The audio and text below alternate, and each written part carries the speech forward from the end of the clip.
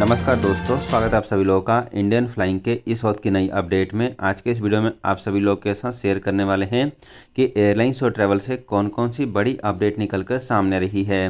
पहली बड़ी खबर की जानकारी यहाँ पर दिल्ली एयरपोर्ट से ले लेते हैं। दिल्ली एयरपोर्ट ने यहाँ पर जानकारी शेयर करी है कि टर्मिनल 1 पूरी तरीके से बनकर तैयार हो गया है और 24 फरवरी से अब टर्मिनल 1 से फ़्लाइटें जो हैं ऑपरेट होनी शुरू हो सकती है।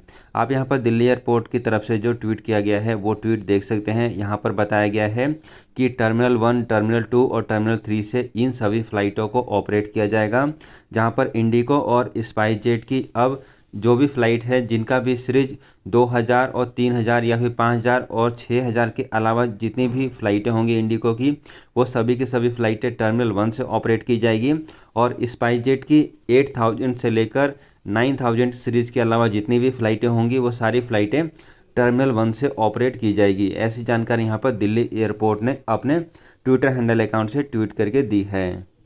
फ्रेंड्स, अगली अपडेट यहाँ पर वियतनाम को लेकर सामने रही है। वियतनाम की गवर्नमेंट के द्वारा अब इस बात की जानकारी दी जा रही है कि वो दुनिया के 20 देशों से अपनी फ़्लाइटों को फिर दोबारा से चालू कर रहे हैं।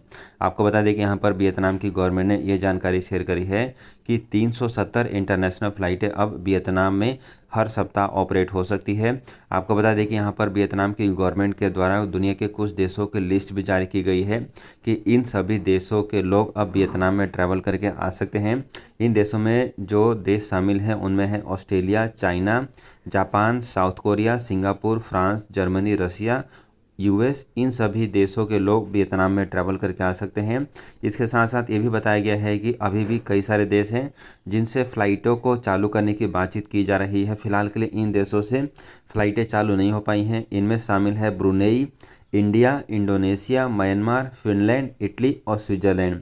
इन सभी देशों से अभी तक वियतनाम ने अपनी फ़्लाइटों को चालू नहीं किया है, लेकिन उम्मीद है कि बहुत ही जल्दी इन देशों से भी वियतनाम के द्वारा फ़्लाइटों को चालू कर दिया जाएगा। फ्रेंड्स, अगली अपडेट यहाँ पर मुंबई एयरपोर्ट को लेकर जान लेते हैं। मुंबई एयरपोर्ट ने यहाँ पर जानकारी शेयर करी है कि रोज़ाना बेसिस पर हज़ारों की संख्या में फ़्लाइट्स को ऑपरेट किया जा रहा है और ये माना जा रहा है कि मुंबई एयरपोर्ट के पुराने दिन वापस आ चुके हैं। आपको बता दें कि मुंबई एयरपोर्ट पर इस समय पैसेंजर्स का काफ़ी ज़्यादा भीड़ देखा जा रहा है और बहुत ही बड़ी संख्या में लोग अब फ्लाइट से ट्रैवल करना शुरू कर रहे हैं।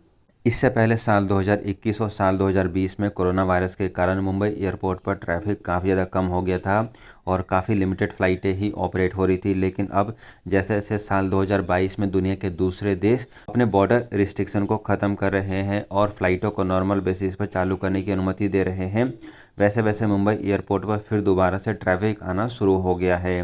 फिलहाल के लिए मुंबई एयरपोर्ट पर रोज़ाना बेसिस पर 1000 फ़्लाइटें ऑपरेट हो रही है।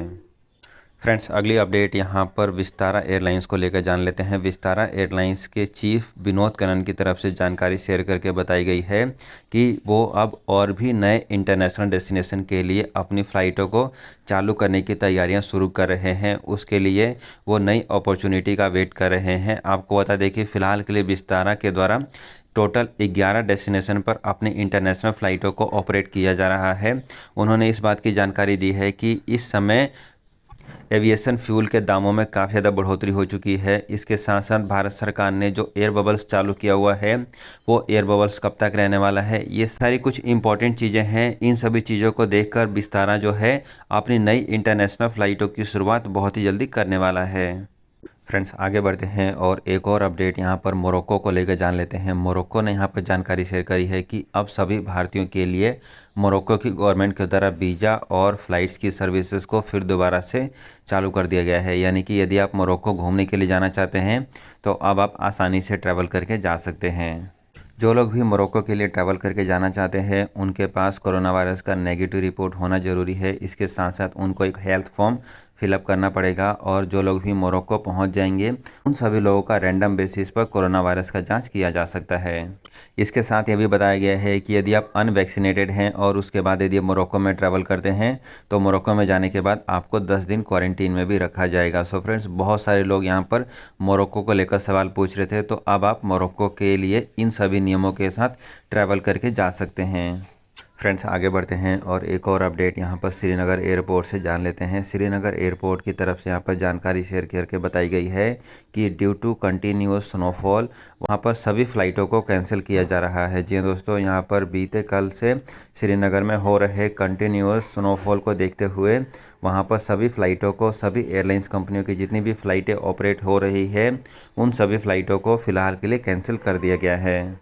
इसके साथ साथ ये भी खबर सामने आई है कि अगले 24 घंटे में श्रीनगर में सेम ऐसे ही हालात रहने वाले हैं, यानी कि अगले 24 घंटे में भी श्रीनगर एयरपोर्ट से सभी फ़्लाइटों को कैंसिल किया जा सकता है।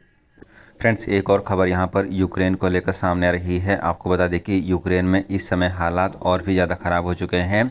यहाँ पर रसिया की फ़ौजों ने अब यूक्रेन में मिलिट्री ऑपरेशन को शुरू कर दिया है, जिसके बाद अब यूक्रेन से ट्रैवल करना और भी ज़्यादा मुश्किल हो चुका है। आपको बता दें कि अभी भी यूक्रेन में हज़ारों की संख्या में भारतीय स्टूडेंट्स और भारतीय काम करने वाले फंसे हुए हैं जो कि भारत वापस आना चाहते हैं, लेकिन एयर इंडिया के द्वारा काफ़ी लिमिटेड तौर पर फ़्लाइटों को ऑपरेट किया जा रहा है। एयर इंडिया की अगली जो फ़्लाइट है वो 26 फरवरी को रहने वाली है। अभी देखना रहता है कि क्या एयर इंडिया अपनी इस फ्लाइट को ऑपरेट कर पाती है या फिर नहीं कर पाती है और कितने लोग यूक्रेन से बाहर निकल पाते हैं। फिलहाल के लिए इस समय यूक्रेन की गवर्नमेंट के द्वारा इमरजेंसी लागू कर दी गई है और फ्लाइटों को भी इस समय रिस्ट्रिक्ट कर दिया गया है कि यूक्रेन के एयर स्पेस में कोई भी सिविलियन फ़्लाइट ऑपरेट नहीं हो पाएगी।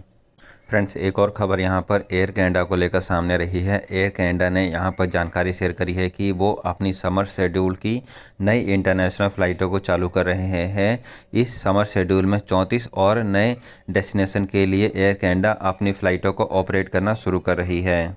आपको बता दें कि एयर कनाडा फिर दोबारा से यूरोप, एशिया, अफ्रीका और मिडल ईस्ट के ऐसे लोकेशंस के लिए अपनी फ़्लाइटों को चालू कर रही है जिन लोकेशन से अभी तक एयर कनाडा ने अपनी फ़्लाइटों को बंद रखा हुआ था, लेकिन अब क्योंकि ट्रैवलिंग को फिर दोबारा से धीरे धीरे सभी देश रिज्यूम कर रहे हैं, अपने इंटरनेशनल बॉर्डर के रिस्ट्रिक्शन को ख़त्म कर रहे हैं, तो एयर कनाडा के द्वारा भी अब इन 34 रूट्स पर इंटरनेशनल फ़्लाइटें एयर कनाडा चालू कर रही है।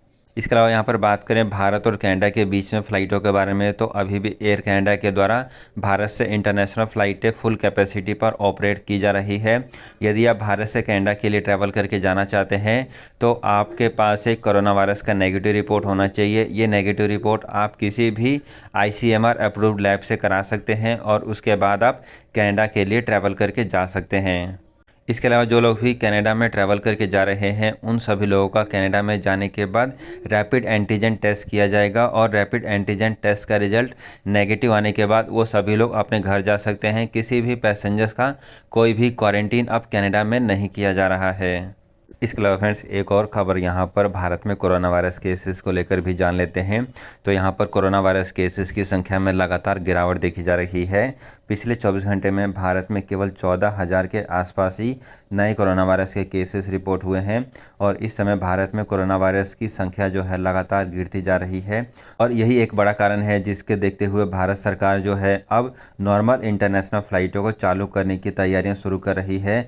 और यहाँ पर जो खबर सामने आ रही है उसके अनुसार भारत सरकार जो है मार्च महीने में नॉर्मल इंटरनेशनल फ़्लाइटों को फिर दोबारा से चालू कर सकती है। सो फ्रेंड्स ये थी आज की एयरलाइंस और ट्रैवल से जुड़ी हुई कुछ बेहद ज़रूरी और काम की अपडेट। ऐसी और खबरों को रेगुलर बेसिस पर जानने के लिए चैनल को सब्सक्राइब कर लें ताकि आपको लेटेस्ट अपडेट समय पर मिलती रहे।